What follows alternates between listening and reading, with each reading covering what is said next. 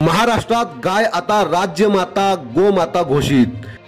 देशी गाय राज्यमाता गोमाता घोषित। महायुती सरकारचा निर्णय, हिंदू संघटनांकडून स्वागत।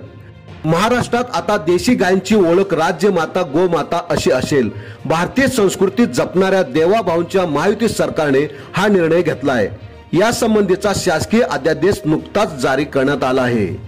महाराष्ट्रात देशी गायींच्या संख्येत वाढ करून त्यांचं संवर्धन करण्याच्या दृष्टीने देशी गायींच्या पालन पोषणासाठी पशुपालकांना प्रेरित करण्यासाठी हा महत्त्वाचा निर्णय घेण्यात आला आहे। राज्यात देशी गायींच्या संवर्धनासाठी प्रति गाय प्रति दिन 50 रुपये अनुदान देण्यात येईल। त्या देशी गायीचं संवर्धन झालं पाहिजे म्हणून हा दर्जा देण्यात आलेला आहे।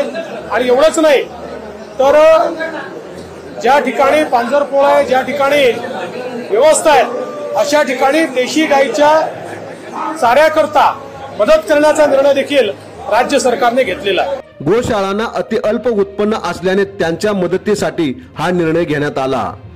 या योजनेची अंमलबजावणी ऑनलाईन पद्धतीने केली जाणार आहे।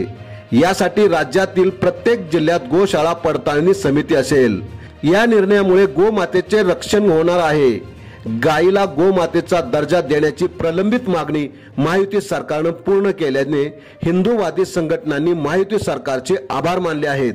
भारतीय संस्कृती जपणारं महायुती सरकार। आपण पाहत रहा NB मॅक्स मराठी।